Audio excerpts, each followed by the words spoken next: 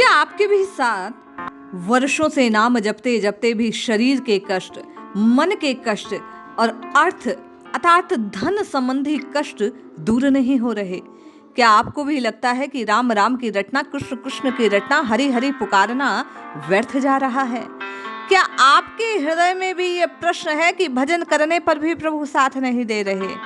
यदि हाँ, तो आज का ये पत्र, पूज्य भाई जी की ये वाणी निश्चय ही आपकी प्रत्येक निराशा को दूर कर राम भजन में आपको और अधिक प्रवीण करने वाली है। जय श्री हरि। पूज्य गुरुदेव के चरणों में प्रणाम। सभी नामनिष्ठ साधकों को जय जय श्री सीताराम। पूज्य भाई जी को एक साधक ने पत्र में लिखा, भाई जी, मैं 7 वर्ष से भजन कर रहा हूँ, परंतु मेरी आधी व्याधि अभी भी दूर नहीं हुई, मेरे दुखों का अवसान नहीं हुआ। इसका क्या कारण? क्या भजन सर्वथा निष्फल? और यदि निष्फल है तो क्यों करना चाहिए? इसके उत्तर के निवेदन में न तो भजन निष्फल होता है, न भजन को कभी छोड़ना चाहिए। बाहर के दुख आदि व्याधियों के मूल हेतु तो प्रारब्ध है, भाई जी लिखते हैं।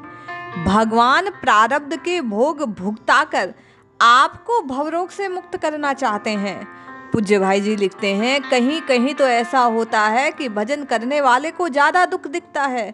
वह दुख वस्तुतः भजन का फल नहीं है, वह पूर्वकृत किसी ऐसे दुष्कर्म का फल है जो इस फल दानोन्मुख है। अक्सर हम आप कहते सुनते हैं कि भगवान का भजन करने वाले का, अधिक पूजा पाठ करने वाले को अधिक कष्ट मिलता है। भाई जी कहते हैं, ये बात निश्चय पूर्वक कह सकता हूं कि मिथ्या है। भजन का फल तो पीछे मिलेगा। भजन का फल वस्तुतः अंतःकरण की शुद्धि है, वह भजन से हुए बिना रह नहीं सकती।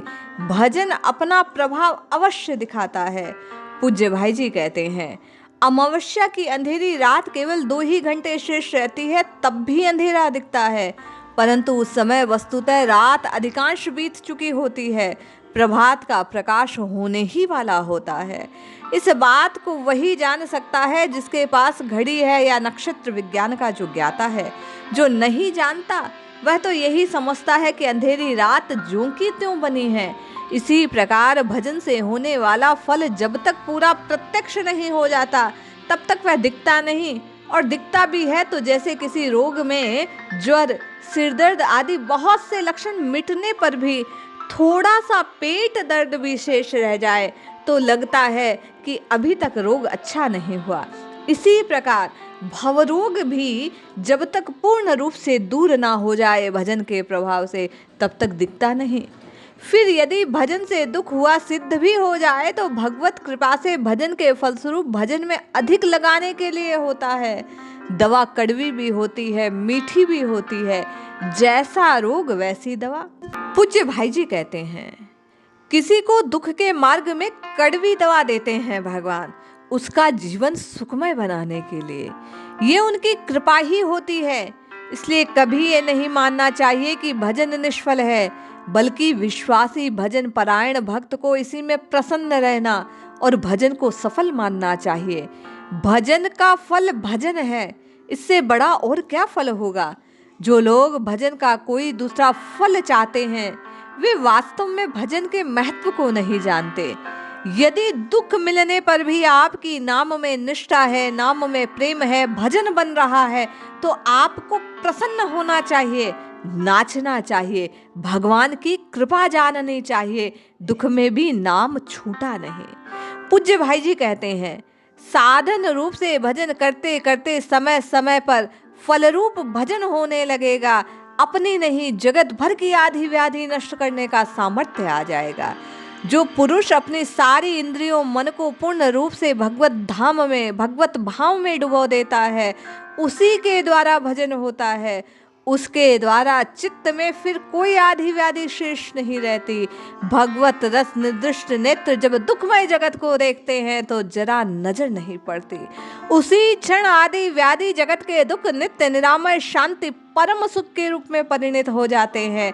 ऐसी शक्ति आ जाती है चित्त और इंद्रियों में, जो इंद्रिय समूह पहले जगत केवल व्याधि संग्रह जान पड़ते थे, दुख का आवाहन लगते थे, उनके स्पर्श मात्र से जगत दुख रहित हो जाता है। संस्पर्श पाते ही जगत की परिस्थितियां परिवर्तित हो जाती है। देखते देखते श्री भगवान से भरा हुआ वासुदेव सर्वम का भाव उसके भीतर आ जाता है।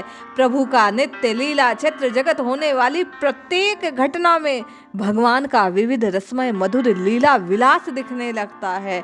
ऐसा भजन दिन दिन होने लगता है। केवल भजनमय बना रखने मात्र से, विशुद्ध भजन की कामना से भजन करके तो देखो। मुक्ति सुख के लिए भजन का त्याग सहन नहीं है, करना नहीं चाहिए। भजन होगा, भजन करते करते भजन होगा और भजन के प्रभाव से फिर भजन होगा और ऐसा भजन सदा सदा को दुख से दूर कर देगा। इसलिए निराश नहीं होना, पूज्य भाई जी कहते हैं। चाहे जैसी स्थिति हो, आप एक बार तेल धारावत प्रभु के नाम को पुकार कर देखिए, दुख समूल नष्ट होंगे, प्रभु कृपा की प्राप्ति होगी, सदा सदा के लिए प्रभु प्रेम की प्राप्ति होगी। इसलिए रटिए, जपिए, पुकारिए, निश्चित लाभ होगा। जय श्री हरि।